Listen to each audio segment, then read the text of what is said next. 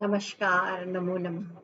श्रीमद् भगवद गीता द्वितीय अध्याय की इस अध्ययन श्रृंखला में वार्ता हो रही है कि किस प्रकार कुरुक्षेत्र की परिस्थितियों में किंग कर्तव्य विमूढ़ अर्जुन को श्री कृष्ण ज्ञान योग का उपदेश देते हैं और ज्ञान योग के उपदेश के बाद उसे क्षत्रिय उचित धर्म को समझाते हुए कि तुम्हें युद्ध करना ही तुम्हारे लिए उचित है। और इस क्रम में वह ज्ञान योग के पश्चात कर्म योग के विषय में अर्जुन को बता रहे हैं।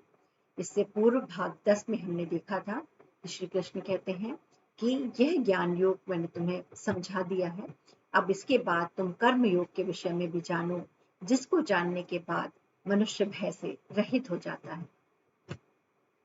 आइए देखते हैं श्लोक संख्या 41।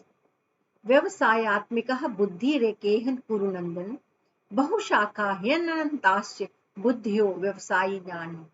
हे अर्जुन, इस कर्मयोग में निश्चयात्मिका बुद्धि एक ही होती है, किंतु अस्थिर विचार वाले मनुष्यों की बुद्धियां निश्चित ही बहुत भेदों वाली और अनंत होती हैं। अर्थात जो कर्म योग को समुचित रूप से जान लेता है, ऐसा कर्म योगी निश्चित बुद्धि वाला हो जाता है। वह यथार्थ तत्व को समझ जाता है और उसका गंतव्य और लक्ष्य स्पष्ट हो जाता है।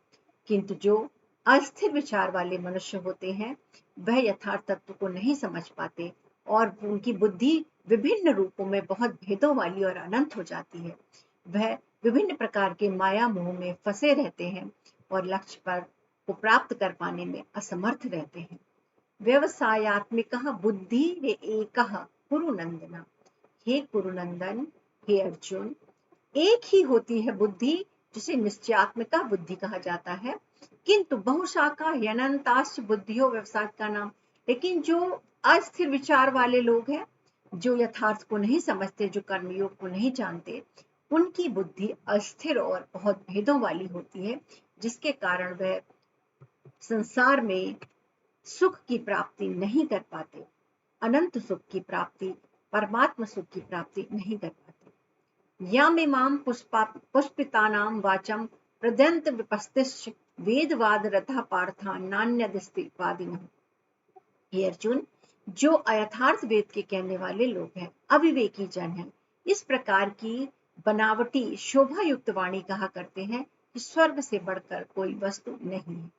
जिनकी बुद्धि निश्चयात्मक नहीं होती, वह असत्य वेदों के वाक्यों को असत्य रूप में ग्रहण करके अविवेकी जन जो है, वो इस प्रकार शोभा युक्त वाणी को, भ्रमित करने वाली वाणी को कहा करते हैं कि स्वर्ग से बढ़कर कोई दूसरी वस्तु नहीं है, जबकि ऐसा नहीं है। याम इमाम पुष्पिताम वाचम प्रद्यंतत विपस्तिश्च वेदवाद रता पार्थ नान्यदस्ति वादनम्। हे पार्थ, हे अर्जुन, जो वेदों के अयथार्थ स्वरूप को समझकर अविवेकी जन इस प्रकार की सजावट से युक्त वाणी, प्रसन्न लगने वाली वाणी को कहा करते हैं कि स्वर्ग से बढ़कर कोई दूसरी वस्तु नहीं है, यानी स्वर्ग ही गंतव्य है, ऐसा नहीं है। कामात्मां स्वर्गपरः जन्म कर्म फल प्रदाम क्रिया विश्लेष बहुला भोगेश्वर्य गतिम प्रति। जिसके लिए स्वर्ग ही परम प्राप्य है, जो कि जन्म रूप कर्म फल को देने वाली एवं भोग तथा ऐश्वर्य की प्राप्ति के लिए नाना प्रकार की बहुत सारी क्रियाओं में रुचि रखने वाले हैं। यानी कि ऐसे व्यक्तियों के बारे में बता रहे हैं, जिन्हें कर्मयोग का ज्ञान नहीं है, जिनकी बुद्धि निश्चयात्मिका नहीं है।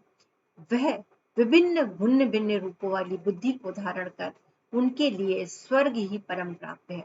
उससे अधिक किसी चीज को, मोक्षावस्था को, परमात्म तत्व को जो समझते नहीं है, उनके लिए स्वर्ग ही सबसे अंतिम लक्ष्य है, जो जन्म रूपी कर्म फल को देने वाली और भोग तथा ऐश्वर्य की प्राप्ति के लिए नाना प्रकार की बहुत सी क्रियाओं में रुचि रखने वाले, क्योंकि उनका लक्ष्य स्वर्ग की प्राप्ति है, लेकिन उसके पश्चात भी कर्म फल का भोग हो जाने के बाद उन्हें फिर जन्म और मृत्यु के चक्र में फंसना ही पड़ता है।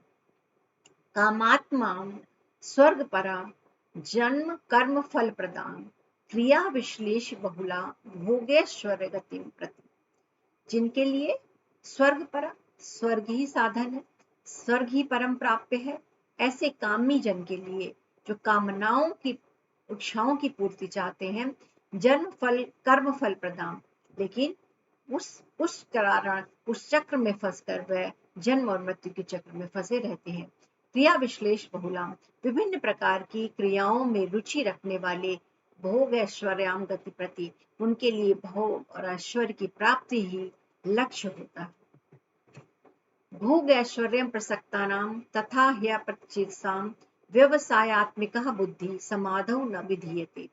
जो भोग और ऐश्वर्य में अत्यंत आसक्त हैं और जिनका चित्त उस वाणी द्वारा हर लिया गया है, उन पुरुषों की परमात्मा में निश्चयात्मिका बुद्धि नहीं होती।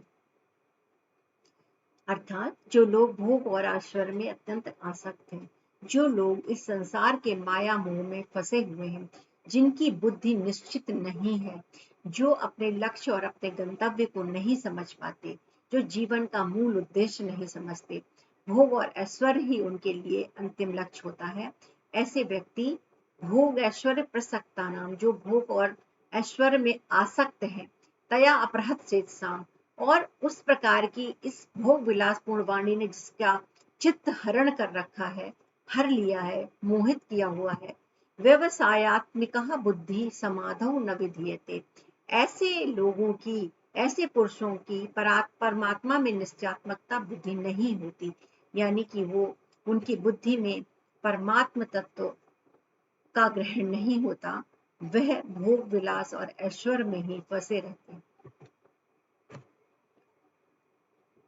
इस वाली श्रृंखला में श्री कृष्ण ने बताया कि कौन सी बुद्धि भोग ऐश्वर्य में फंसकर सही गंतव्य को, मनुष्य के सही लक्ष्य को, परम लक्ष्य को समझ पाने में असमर्थ रहती है, जो भेदों वाली बुद्धि होती है, जो निश्चयात्मिका बुद्धि नहीं होती।